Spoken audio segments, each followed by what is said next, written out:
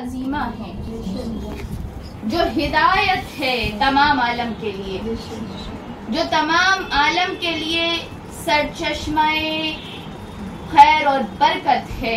اللہ تعالیٰ نے ہمیں وہ سمجھنے کی توفیق عطا فرمائی اور ہم یہ سمجھ رہے ہیں، کوشش کر رہے ہیں کہ ہم سمجھنے کی کوشش کریں گے۔ یوں تو قرآن ایک ایسا راز ہے جو ہر دور میں لوگ سمجھنے کی کوشش کرتے ہیں، اور علماء کرام، مفسرین اور اسلامک اسکالرز جو ہیں وہ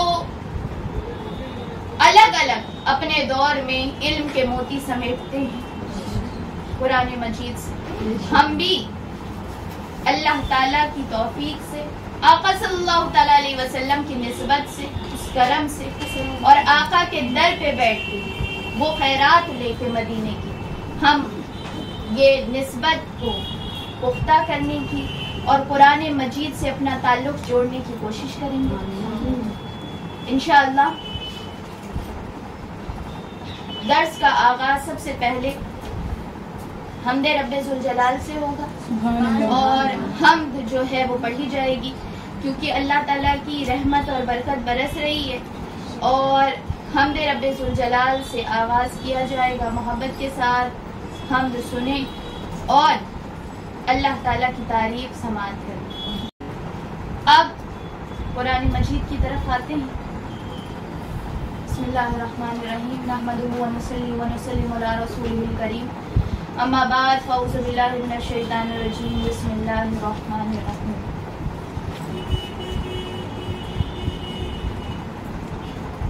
قرآن مجید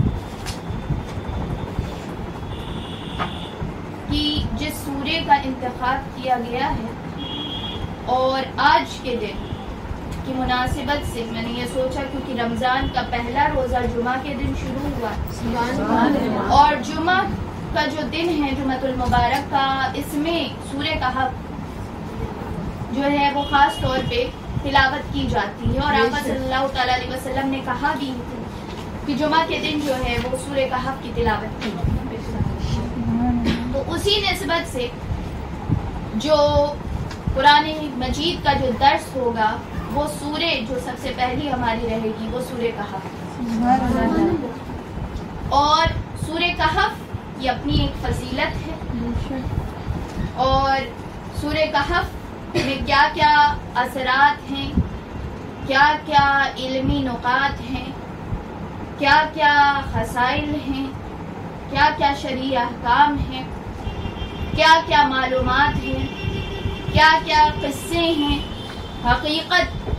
حقیقی قصے جو ہے وہ انشاءاللہ، اور سورہ کہف میں بہت سارے اللہ تعالیٰ کے راز ہیں جو اللہ تعالیٰ نے بتائے۔ تو سٹارٹ کرتے ہیں۔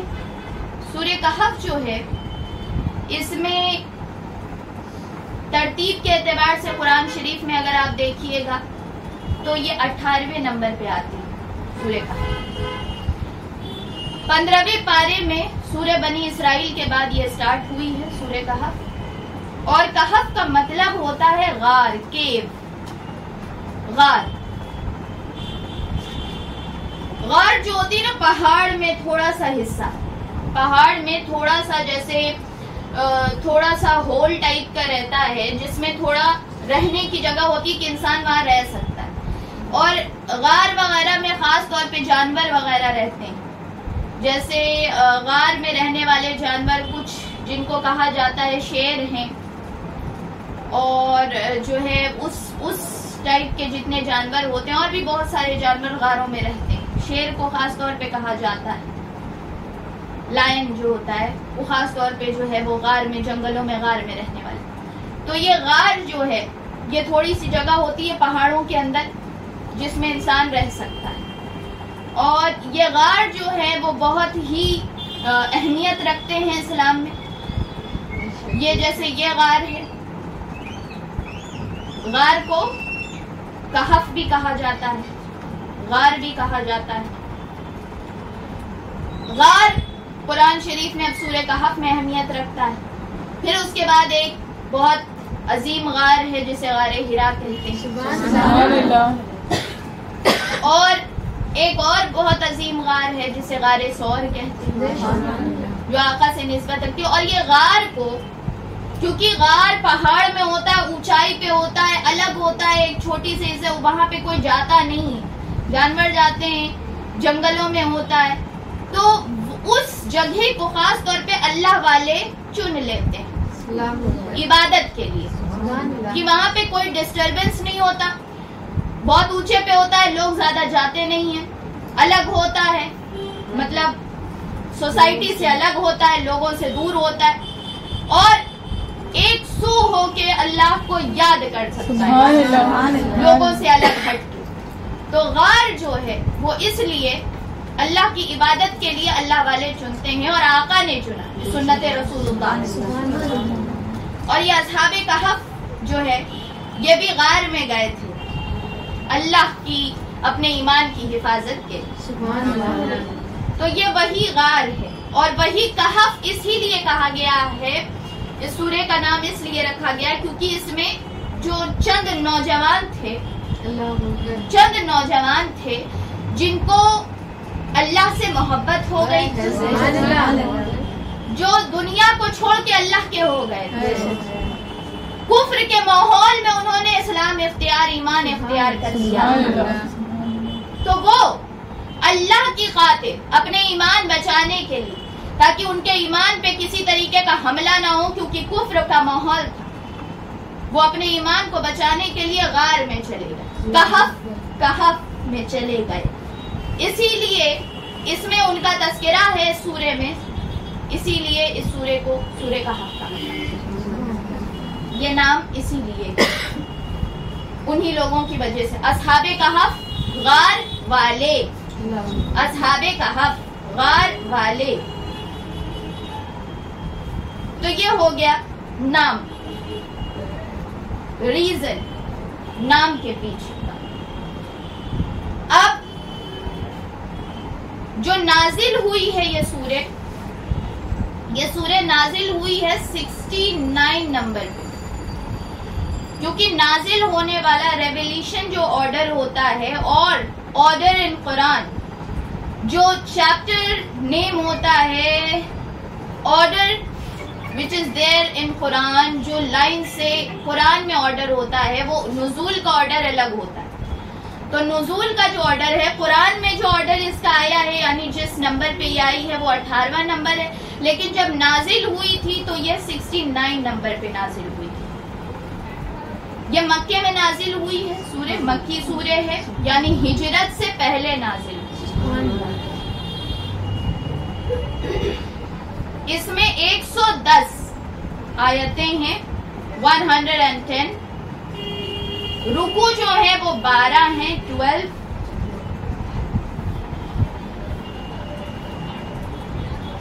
یہ ہوا آپ کا ڈسکرپشن سورے کا. اب آ جاتے ہیں، اس سورے کو نازل ہوئی ہے ہجرت سے پہلے، لیکن یہ ہجرت سے پہلے ہجرت حبشہ سے بھی پہلے نازل ہوئی. سب سے پہلی ہجرت حبشہ ہے، یعنی ابیسینیا کی ہجرت ہے، مدینہ شریف کی ہجرت سے بھی پہلے، یہ اس سے بھی پہلے نازل ہوئی. اور یہ اس زمانے میں نازل ہوئی ہے یہ سورے جب مخالفین کی طرف سے، یعنی اسلام مخالف لوگ بہت زیادہ ظلم کر رہے تھے مسلمانوں کے اوپر. اس وقت یہ سورہ نازل ہوئی جب بہت زیادہ یہ لوگ کفار مکہ مسلمانوں کے اوپر ظلم کرتے تھے، جان لیتے تھے، لوگوں کے گھروں کو تباہ کر دیتے تھے، ان کی عزت کے اوپر ہاتھ اٹھا دیتے تھے، ان کا چلنا پھرنا محال ہو گیا تھا. میرے آقا صلی اللہ تعالی علیہ وسلم پر مصیبتیں تھیں، ایک پہ ایک پریشانیاں دیا کرتے تھے. اس وقت یہ سورہ نازل ہوئی، اس وقت یہ سورہ نازل ہوئی. اور یہ سورہ جب نازل ہوئی ہے تو اس سورے کو جبریل امین 70,000 ملائکہ کو لے کے آئے. یہ سورہ جب نازل ہوئی تو جبریل امین اکیلے نہیں آئے تھے، بلکہ 70,000 ملائکہ ان کے ساتھ آئے. یہ اس کی خاص بات ہے. یہ کلام الہی کی ہیبت ہے, یہ شان ہے کلام الہی کی کہ 70,000 ملائکہ اترے تھے جبریل امین کے ساتھ اس کو لے کر آقا صلی اللہ علیہ وسلم کے پاس. اس کی کچھ فضیلت سن لیتے ہیں جو آقا صلی اللہ علیہ وسلم نے بیان کی ہے. فضیلت کیا ہے؟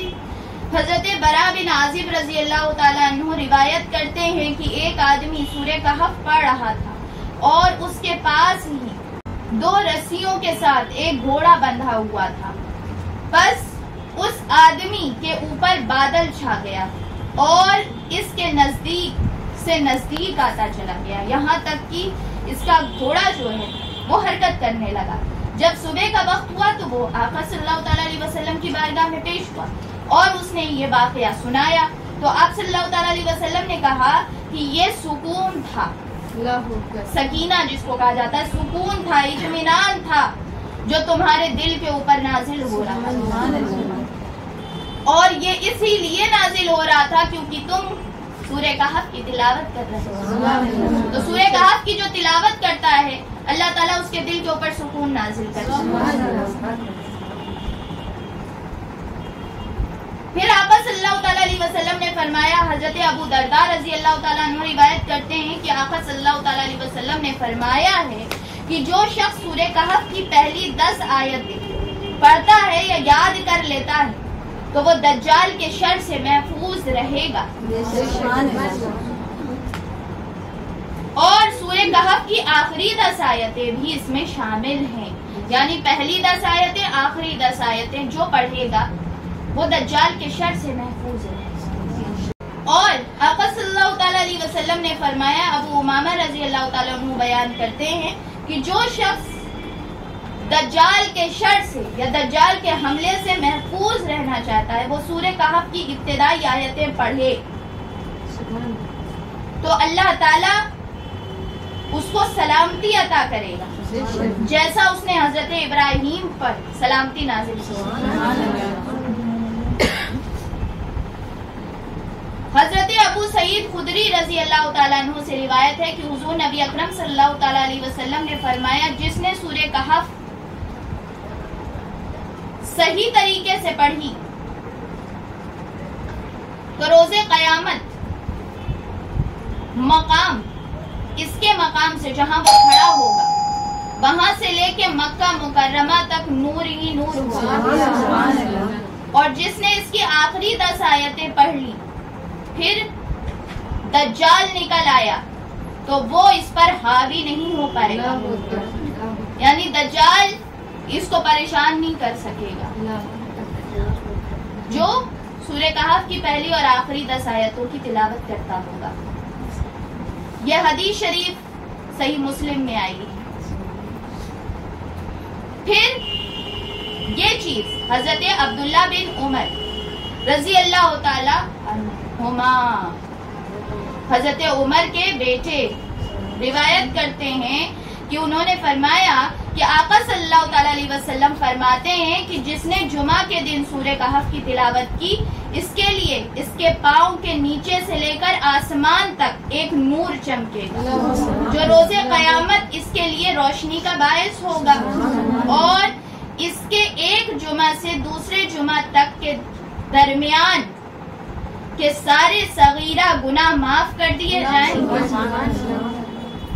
تو جو جمعہ کے دن تلاوت کرتا ہے سورہ کہف کی درمیان کے اس کے سارے گناہ معاف کر دیے جاتے ہیں. تو سورہ کہف کی تلاوت کرنی چاہیے, اور جمعہ کے دن خاص طور پہ جمعہ کے دن روز کرنی چاہیے. اور ویسے روز جو ہے جمعہ کے دن آپ پوری کریں, اور ویسے روز جو ہے آپ شروع کی 10 آیتیں اور آخری کی 10 آیتیں جو ہے وہ تلاوت کر لیا کریں تاکہ آپ فتنے سے محفوظ رہیں. اب سورہ کہف کیوں نازل ہے؟ شان نزول ضروری ہے. شان نزول ریزن جب پتہ چلے گا نا تب سمجھ میں آتی ہے کہ بات کیا ہے. بہت اس لیے ڈیپ میں جانا ضروری ہے کیونکہ قرآن ویسے تو ہم جتنا کچھ بھی پڑھ رہے ہیں، جو کچھ بھی بتا رہے ہیں، یہ بہت کم ہے، بہت قلیل ہے۔ قرآن مجید کا راز اس سے کہیں زیادہ ہے۔ قرآن مجید کا علم اور اس کی افضلیت اور اس کی شان اور اس کے علم کا سمندر کہیں زیادہ ہے۔ لیکن ہم جو کچھ بھی اپنی حیثیت کے، کیونکہ رمضان کا مہینہ ہے، ہر کچھ سمیٹ لینا ہے، جو کچھ بھی ملے سمیٹتے چلے جانا ہے اپنی جھولی میں، تاکہ کسی برکت سے ہم محروم نہ رہ جائیں۔ اور یہ درس قرآن ہے بھی اس لیے کیونکہ ہم بڑے آہستے آہستے سے سورے میں اتریں گے۔ یہ سوچے کہ رحمت کے سمندر میں اتر رہے ہیں، پوری لذت کے ساتھ ایک ایک مرحلے کو سمجھتے ہوئے، غور کرتے ہوئے اور قرآن مجید کی ایک ایک بات کو دل میں اتارتے ہوئے، تاکہ پوری طریقے سے ہمیں اس کا لطف اور مزہ ملے۔ اب ریزن، شان نزول سورہ کہف کے نازل ہونے کا آپ کو میں نے پہلے ہی بتایا کہ یہ وہ دور تھا جب وہ نازل ہوئی سورہ، یہ وہ دور تھا جب کفار بڑا ظلم کر رہے تھے، ظلم اپنے عروج پر تھا، ظلم بہت کر رہے تھے وہ لوگ، ہر طریقے سے ظلم کرتے تھے، کبھی شہید کر دیتے تھے، کبھی جو ہے وہ گھروں پہ حملہ کر دیتے تھے، راستے میں چلتے پتھر مارتے تھے، گالیاں دیتے تھے، بہت ساری جگہوں پہ بین لگا دیا گیا تھا کہ ان لوگوں سے ملنا نہیں ہے، ان سے ملاقات نہیں کرنا ہے، ان لوگوں سے کوئی تعلق نہیں رکھنا۔ کئی لوگوں کے گھر میں یہ تک ہو گیا تھا کہ بھائی جن کی لڑکیاں نکاح میں تھیں ان کو طلاق دلوا دیا گیا۔ پھر اس کے بعد کئی گھروں میں یہ ہوا کہ کئی لوگوں کو بے گھر کیا گیا، کئی لوگوں کے اوپر ظلم ڈھائے گئے، جیسے حضرت بلال تھے، ان کو مارا تو نہیں جا رہا تھا لیکن ظلم ایسا تھا کہ روز ان کو موت کا مزہ چکھایا جاتا تھا، بہت تکلیف۔ تو یہ تکلیف والے دور تھے۔ تو کیا ہو سکتا ہے اللہ کی طرف سے؟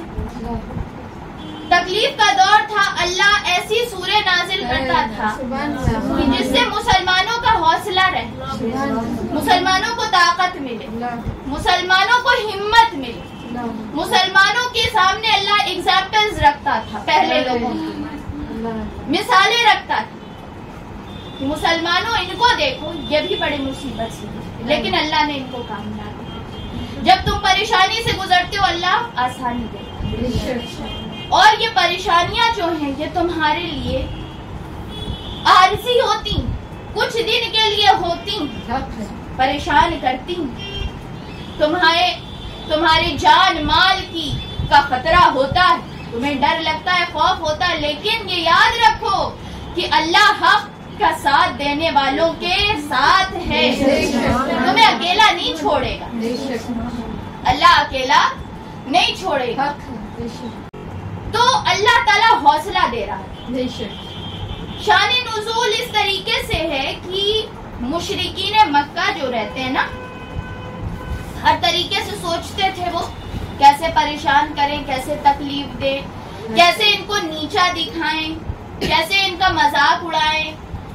تو یہ ڈھونڈتے تھے کہ کوئی ایسی بات مل جائے کہ جس سے جو ہے ان کا مذاق اڑایا جا سکے، ان کو غلط ثابت کیا جا سکے، ان کو جھوٹا ثابت کیا جا سکے۔ کس کو؟ آقا صلی اللہ علیہ وسلم۔ تو یہ جھوٹا ثابت کرنے کے لیے یہ نئے نئے سوالات کرتے تھے، الٹی سیدھی باتیں کرتے تھے۔ تو اب یہ کچھ ایسا ڈھونڈتے تھے کہ جس کا جواب آقا کے پاس نہ ہو۔ تو یہ گئے ایک یہودی کے پاس، یہودی کے پاس۔ سارے دشمن ایک ہو جاتے ہیں، سارے دشمن ایک۔ یہودی کے پاس گئے اور یہودی سے جا کے کہا کہ ایسا ایسا ہے آقا کے بارے میں، اور ہمیں ان کو پریشان کرنا ہے، ان کو جھوٹا ثابت کرنا ہے۔ تو کچھ ایسی بات یہ اپنے آپ کو نبی کہتے ہیں، یہ اپنے آپ کو نبی کہتے ہیں. تو کوئی ایسا سوال ہم کو بتاؤ کہ جس کا جواب ان کے پاس ہو. کوئی ایسی بات بتاؤ. یہ اپنے آپ کو یہ کہتے ہیں کہ میرے اوپر وہی ویسے ہی کتاب نازل ہو رہی ہے جیسے پہلے نبیوں کے اوپر نازل ہوئی. یہ کہتے ہیں اس کو جو ہے تم غلط ثابت کرو. کوئی ایسی بات پوچھو، کوئی ایسا سوال جس کا جواب نہ دیں. اور تم لوگ جو ہو تم یہ کہتے ہو کیونکہ تم یہودی ہو، تمہارے اوپر پہلی کتابیں نازل ہوئی، تم جن کو مانتے ہو توریت انجیل کا تمہیں علم ہے، توریت کا خاص طور پہ علم ہے. تو تم کوئی ایسا سوال پوچھو جو ہمارے علاقے میں کوئی نہ جانتا ہو، کوئی اس کے بارے میں ذکر ہی نہ ہو، صرف تم لوگوں کو پتا، تاکہ پتا تو چلے کہ یہ صحیح بولتے ہیں کہ نہیں بولتے. اور اگر نہیں بولتے ہوں گے تو یہ جھوٹ بول رہے ہیں، پھر ہم مذاق اڑائیں گے، ان کو اس طریقے سے پریشان کریں گے. تو اس یہودی نے اپنی کتاب سے، قدیم کتاب سے 3 سوال نکال کے دیے. اور وہ 3 سوال، سب سے پہلا یہ تھا کہ اصحاب کہف کون تھے. دوسرا یہ تھا ذوالقرنین کا کیا قصہ ہے. تیسرا یہ تھا قصہ خضر اور موسیٰ کی حقیقت. 3 سوال. پہلا سوال اصحاب کہف کے بارے میں، دوسرا ذوالقرنین کے بارے میں، تیسرا حضرت خضر اور موسیٰ علیہ السلام کے واقعے کے بارے میں. یہ 3 سوال تھا. اور یہ سوال عیسائی اور یہودی ہی اس کا جواب جانتے تھے. مکے میں اس کا کوئی ذکر ہی نہیں تھا، کبھی نہیں سنا گئی تھی یہ بات. تو یہ چیز کی مکے میں جو ہے اس کا ذکر ہونا، یا مکے میں کسی شخص کو یہ پتا ہونا، یہ ناممکن سی بات ہے سوائے اللہ کے سچے نبی. تو اس نے کہا کہ جا کے پوچھو، اگر وہ سچے نبی نہیں ہیں تو وہ کبھی بھی اس سوال کا جواب نہیں دے پائیں گے. اور اگر انہوں نے جواب دے دیا تو وہ سچے نبی نہیں. اسی سوال کا جواب دینے کے لیے اللہ تعالیٰ نے یہ سورہ نازل، جس میں اللہ تعالیٰ نے 3 واقعات بیان، اصحاب کہف کا واقعہ، ذوالقرنین کا واقعہ، اور حضرت خضر اور موسیٰ علیہ السلام. یہ تینوں قصے جو ہے یہ یہودی اور عیسائیوں کی تاریخ سے متعلق ہے. اور اللہ تعالیٰ نے یہ اپنے نبی کو حق بتانے کے لیے یہ نازل کی.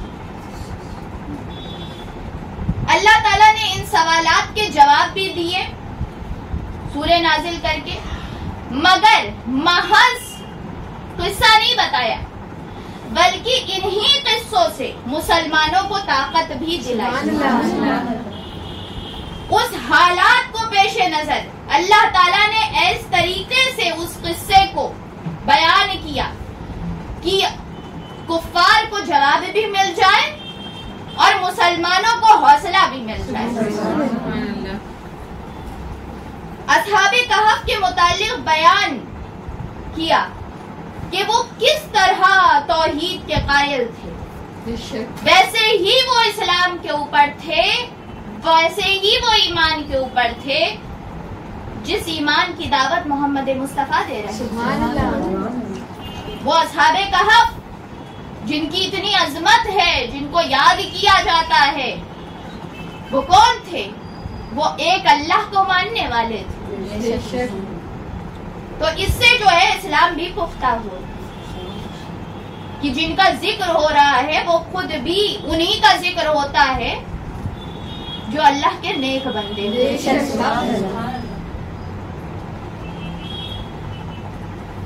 اور اس طریقے سے یہ بھی بیان کیا گیا کہ ان کا حال مکے کے، مطلب اصحاب کہف کا حال مکے کے مٹھی بھر مسلمانوں کی طرح تھا، جو کم تھے، تعداد میں کم تھے.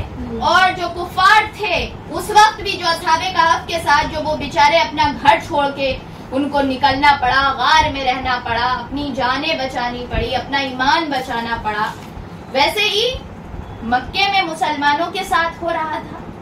ویسے ہی ہو رہا تھا کہ وہ چند تھے، تھوڑے مٹھی بھر تھے اور ان کو پریشان کر رہے تھے کافرین، مشرکین مکہ پریشان کر رہے تھے، اور پھر اسی قصے سے اہل ایمان کو تسلی اور ہمت بڑھانے کا کام لیا گیا اسی قصے سے۔ تو یہ شان نزول تھا۔ اب آپ لوگ سورہ کہف کے پہلے رکوع کی تلاوت سنیے گا، اس کو سنیے گا، اور اس کے بعد جو ہے وہ ہم آیت بائی آیت جو ہے تفسیر کی طرف جائیں گے۔ ہم ترجمہ شیخ الاسلام ڈاکٹر طاہر القادری کی ترجمہ عرفان القرآن سے، کیونکہ یہ ترجمہ عرفان القرآن جو ہے یہ قرآن کے علم حاصل کرنے کے لیے بہترین ذریعہ ہے، آسان زبان میں آسان طریقے سے اور بہترین طریقے سے سامنے والے کو سمجھانے کے لیے اور اللہ کے پیغام کو سمجھنے کے لیے شیخ الاسلام کا یہ احسان ہے کہ انہوں نے یہ عظیم تحفہ ہمیں عنایت کیا۔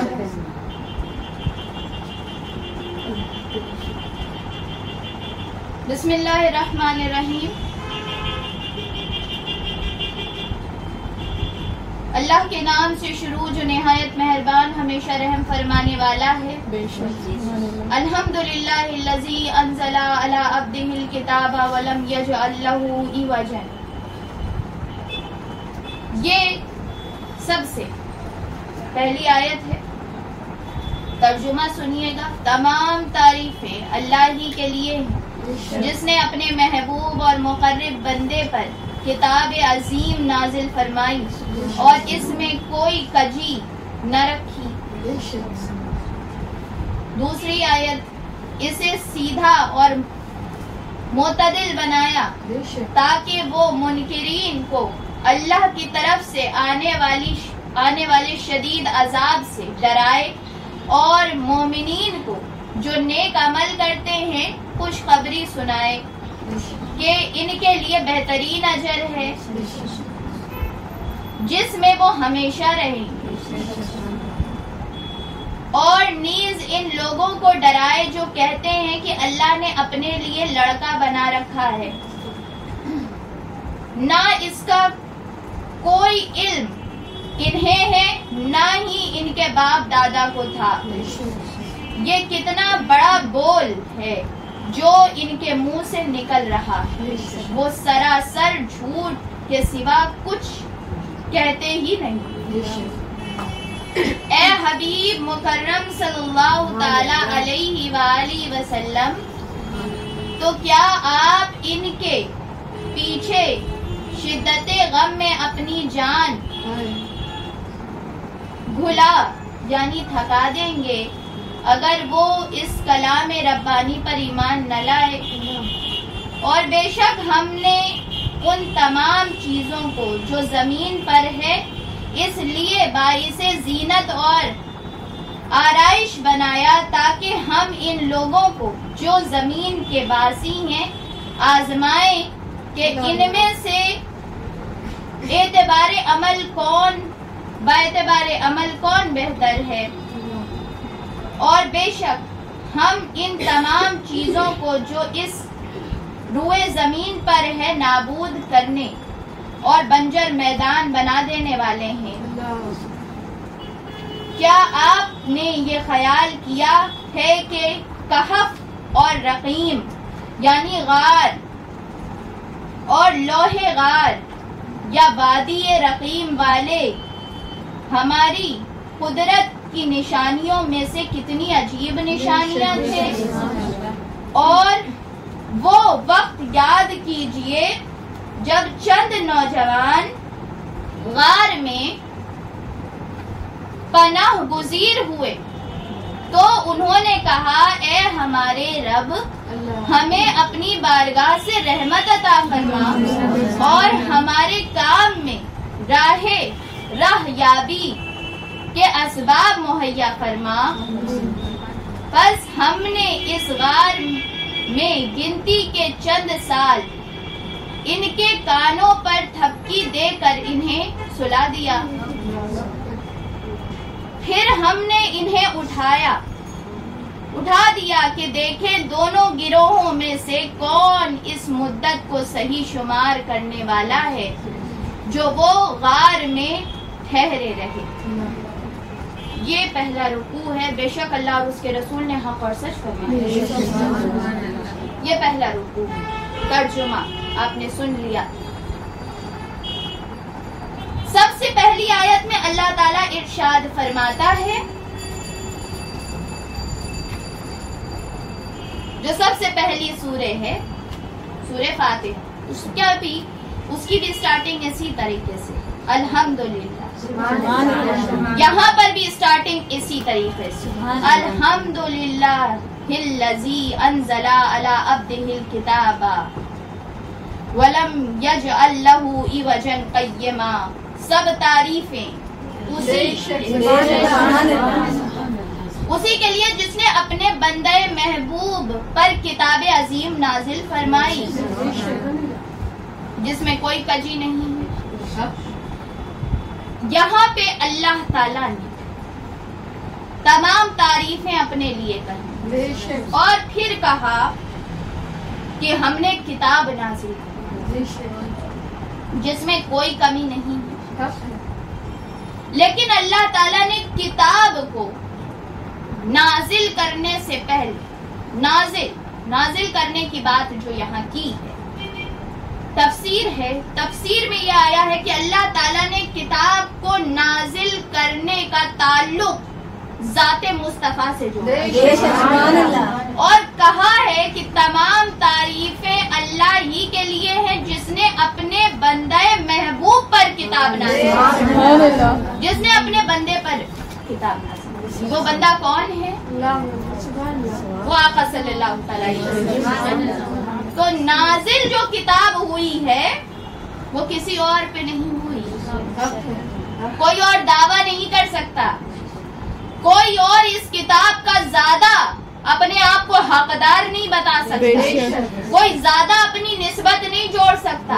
اس کی نسبت، اس کتاب کی نسبت جو سب سے زیادہ ہے وہ سب سے پہلے ذات باری تعالیٰ سے اور پھر ذات باری تعالیٰ نے جس سے اس کتاب کو نسبت دی ہے وہ ذات مصطفیٰ سے کہ اتارا ہم نے کتاب کسی اور پہ نہیں، اپنے بندے خاص پر، اپنے محبوب بندے پر، یعنی تاجدار مدینہ صلی اللہ علیہ وسلم کے اوپر. اور یہ سب سے بڑی نعمت اسلام ہے. اسلام کی سب سے بڑی نعمت ہے قرآن مجید جو ذریعہ مصطفیٰ سے ملی.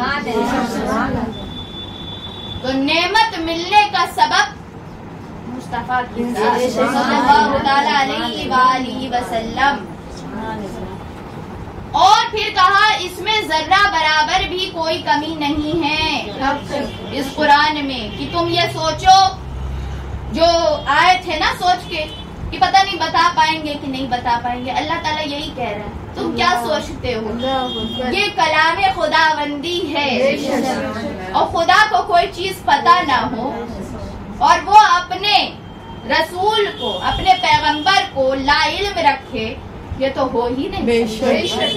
تو کوئی کمی تم اگر سوچ کے آئے ہو کہ اس میں کوئی کمی نکال لو گے تو نکل نہیں سکتا. ہے ہی نہیں کیونکہ نازل کرنے والی ذات بھی عظیم ہے، خداوند ہے، اور جس کے اوپر نازل ہو رہا ہے وہ بھی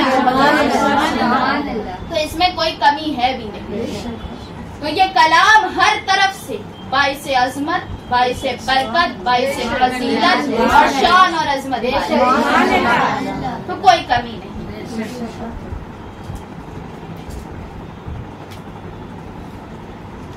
تو کوئی بھی چیز، کوئی بھی نقص تم اس میں یا کوئی بھی نیگیٹیوٹی اس کلام میں تم نکال نہیں سکتے. دشمن بھی ہو تم، اگر لاکھ دشمن بھی ہو تب بھی نہیں نکال سکتے. ہر طرف سے دیکھ لو یہ کلام تمہیں منفرد نظر آئے گا.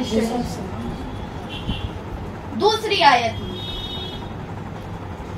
یہ کہا کہ اسے سیدھا اور معتدل بنایا ہے، یعنی اسے ہر کسی کے لیے سمجھنے کے لیے آسان کیا گیا، ہر شخص کے لیے اس کے اعتبار سے۔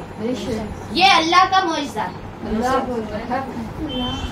قرآن آقا صلی اللہ تعالی علیہ وسلم کا سب سے بڑا معجزہ جو اللہ نے آقا کو عطا کیا، سب سے بڑا معجزہ ہے۔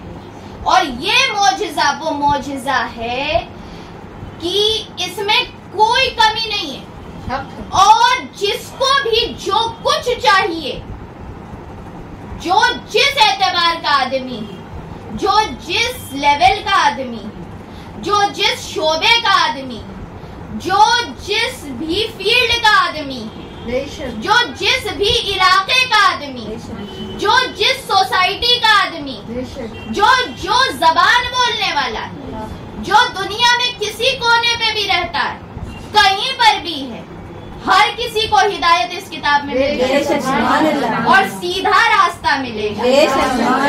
اس راستے میں ادھر ادھر نہیں رہے گا، سیدھا راستہ ملے گا اس قرآن سے، نہ اس میں کمی کی گنجائش ہوگی نہ بڑھوتی کی گنجائش ہوگی۔ جو راستہ ملے گا بالکل معتدل بیلنسڈ پاتھ ملے گا، کہ اس میں کمی اور زیادتی کی کوئی گنجائش ہی نہیں۔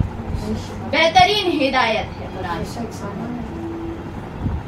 اور پھر اللہ تعالیٰ نے کہا یہ ایسی کتاب ہے جو منکرین کو، یعنی جو مانتے نہیں ہیں ان کو ڈر سناتی ہے، عذاب سے ڈراتی ہے، اور جو مومنین ہیں ان کو جنت کی بشارت ہے۔